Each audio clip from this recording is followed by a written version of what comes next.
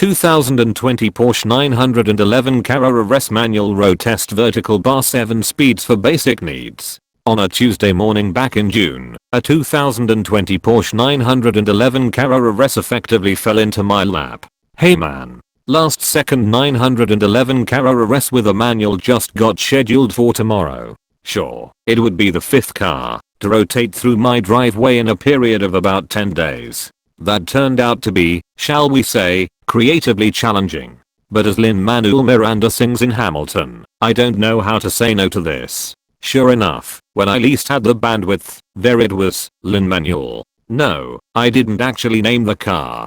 There's not an enthusiast left alive who doesn't understand the iterative nature of 911 design, so I'll spare you the history lesson and focus on the specifics. The 992S is powered by a 3.0 liter twin-turbocharged flat 6 that produces 443 horsepower and 390 pound-feet of torque. That engine is mated to either an 8-speed dual-clutch automatic called PDK or a 7-speed manual transmission, like the one in our loaner, that Porsche says is capable of knocking off a 0 to 60 run in 4 seconds flat. This is not our first crack at the new 992 generation 911S, but it is the first time we've sampled one with the 7-speed. Like all S models with the manual transmission, Autoblog's loaner was also equipped with the basic sport package that includes the adaptive suspension and exhaust systems, and the sport chrono package, which sticks an analog clock and lap timer on top of the dashboard along with the rotary drive mode selector on the steering wheel.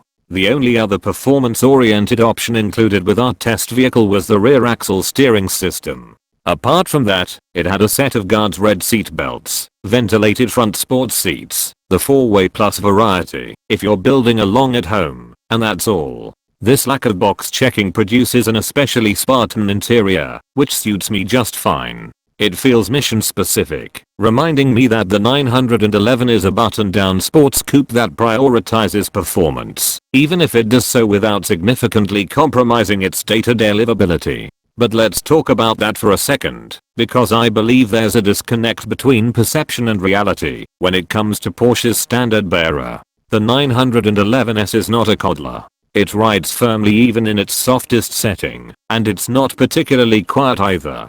It's not rough or unrefined, paressy, but rather it provides a great deal of feedback. Feedback is good. It's there to help the driver make the most of a performance car's capabilities, but thanks to the big sticky tires and boisterous exhaust, some of it is going to come in the form of noise. If you're expecting to be wafted down the highway in serene silence, a 911 Carrera S is not for you. But if you're the sort who believes that driving a sporty car is as much a conversation as it is a simple mechanical and physiological process, then, like me, you probably welcome a vocal companion. I wish I could say I'd planned out an elaborate route that would test the 911's limits, but sadly, it was scheduled on relatively short notice, alongside several other cars that required urgent attention.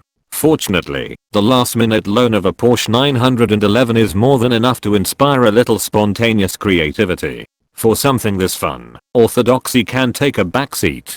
From Ann Arbor to South Lyon, the trail cuts through rural Michigan farmland, defying the linear grid along which most of the area's roads are laid. The speed limits increase gamely outside the city limits, which encourage dialing up the aggression in the 911's drive modes, and getting more playful with the gearbox. And what an experience that is. The oral feedback from the engine makes learning logical shift points and rev ranges a snap.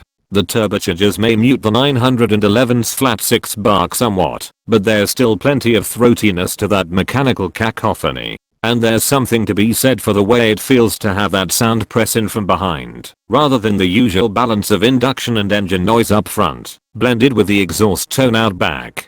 Porsche's iconic coupe is the distilled essence of precise German performance. It's exotic enough to excite, but accessible enough to inspire confidence and comfort. Thanks to Porsche's blessedly restrained approach to the equipment list, our test car only cost about $8,000 more than the starting MSRP for a 2020 911 Carrera S, ringing the till at just $121,950 with destination. Considering that the last low option 911S I drove 10 years ago had a sticker north of $140,000, that's not half bad.